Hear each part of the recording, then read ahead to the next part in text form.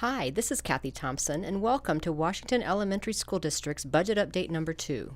So why a budget update? Well, we'd like to provide an overview of how WESD spends the dollars it receives, where our funding comes from, what factors affect budget and staffing each year, and also federal and state issues that may impact Washington School District in the future. Each year, the Arizona Auditor General prepares a statewide report for public school districts based on total expenditures for the prior year. The report breaks down expenses by the major functions performed in the district. WESD spending has remained relatively constant for the last several years, with slight changes in different areas based upon needs each year. There is always a focus on how much a district spends in the classroom for instruction. In 2015, the governor recognized that expenses for student support and instructional support greatly affect student success in the classroom. This chart combines these three areas for a total of 69% of expense in WESD being in direct support of student success in the classroom. You may be surprised to learn what types of services are included in the student and instructional support areas. As you can see, each of these positions listed do support direct instruction in the classroom. Other non-classroom expenses indirectly support student success. Administrative expense includes positions other than school and district administrators, departments that support hiring and paying of school employees, ordering and delivering supplies to schools, and ensuring phones and computers work are also included in this area. Although the food service program is included in this report, the WESD program is fully supported with federal dollars. No funding from the district is used. So, how does Washington School District compare to other districts statewide? WESD is comparable to other districts in expenditures that relate to building maintenance and upkeep. The district has low cost in the administration and food service functions compared to other districts. WESD had a higher cost per mile and per rider than the average for peer districts. The range of peer districts per rider is from $704 per rider at Fountain Hills School District to $1,500 per rider at Balch School District. The peer group is determined by location and miles driven per rider, not necessarily similar demographics and size. The district is evaluating routes and services provided in an effort to reduce cost in this area where possible. Most of the funding received by WESD comes from state funding, but we do depend on our local taxpayers to provide 1/4 of our funding. Federal dollars provide a good portion of funding for district daily operations, so we need to be aware of decisions being made at that level. The maintenance and operation budget provides over $140 million this year. 86% is spent on salaries and benefits for teachers and other staff to support the education of students. Federal and state grants must be used for specific needs such as students at risk or with special needs. Classroom Site Fund is a voter-approved funding source that provides just over $8 million to the budget for teacher salaries and performance pay. District additional assistance can be used for either capital or operation expense, but has been greatly reduced in recent years. The state and local funding for the current school year's budget includes 2016 carryover from the Prop 123 of approximately $2.3 million that was used for one-time employee compensation. It also includes inflation funding of 0.99% from the state. Ongoing Prop 123 funding of $4.6 million was used for employee compensation increases. The Classroom Site Fund is approximately $8.4 million that was used for ongoing teacher salaries and performance pay. The Instructional Improvement Fund is approximately $800,000 that is used for special programs within the district. The M&O override is approximately $17.5 million that was voter approved, and it's used for full-day kindergarten, art, music, PE, and other programs. The federal grant funding in the current year budget includes Title I, Title II, and Title III. These are entitlement grants totaling approximately $12 million. Title IV is a competitive grants totaling approximately $3.2 million, and these fund mostly the 21st century after-school programs. IDEA funding is approximately $5.9 million that is used to serve special needs students with disabilities. The National School Lunch Program is also included as federal grants, and it's approximately $19 million used for the breakfast and lunch program at schools. Remember, these funds must be used for specific purposes in addition to local funding.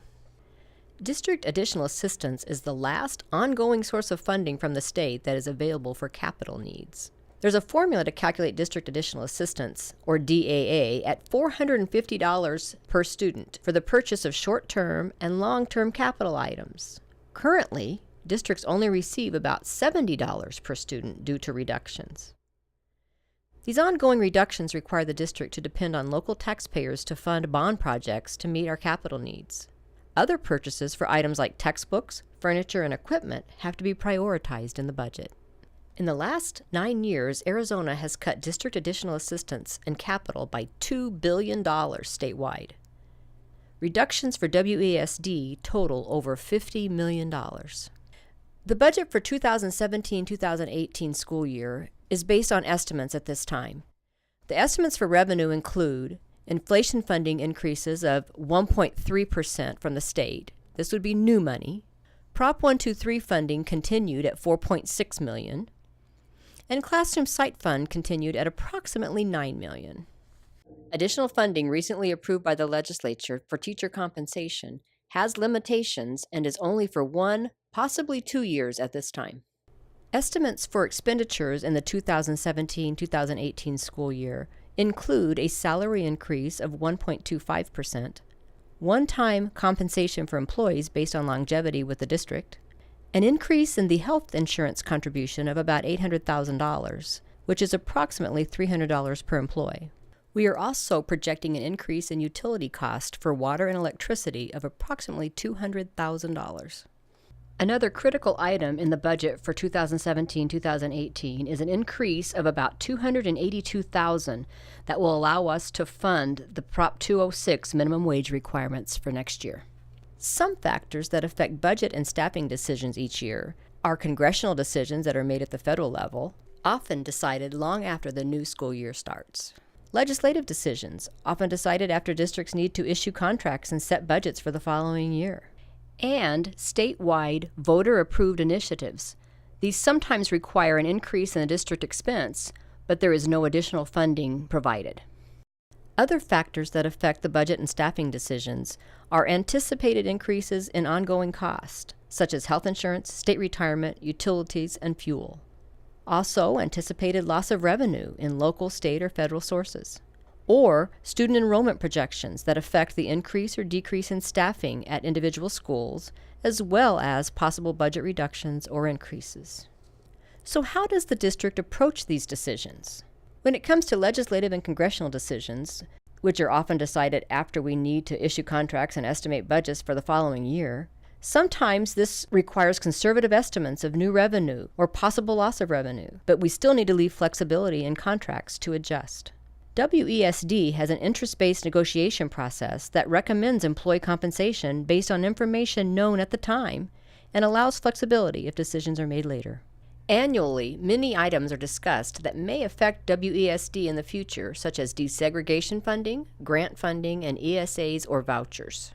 In particular, a statewide initiative that was approved by voters in November of 2016, Proposition 206, has affected our district as far as the budget immensely and will for the next several years.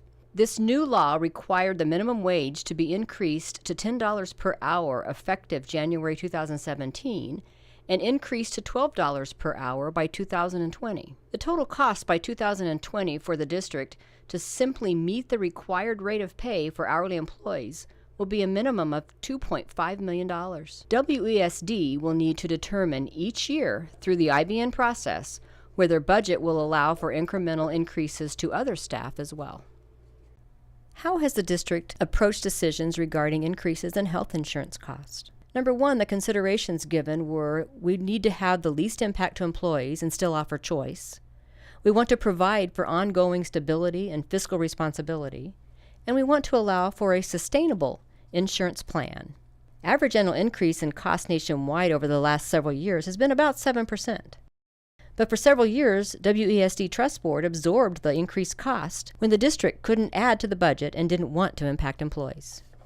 In evaluating the increases in health insurance cost, the estimated increase in costs for 2016 and 17 was about 3%, and the Trust Board absorbed that amount. The projected increase for 2017-2018 is an additional 8%, a cumulative 11% over 2 years, or about $1.6 million.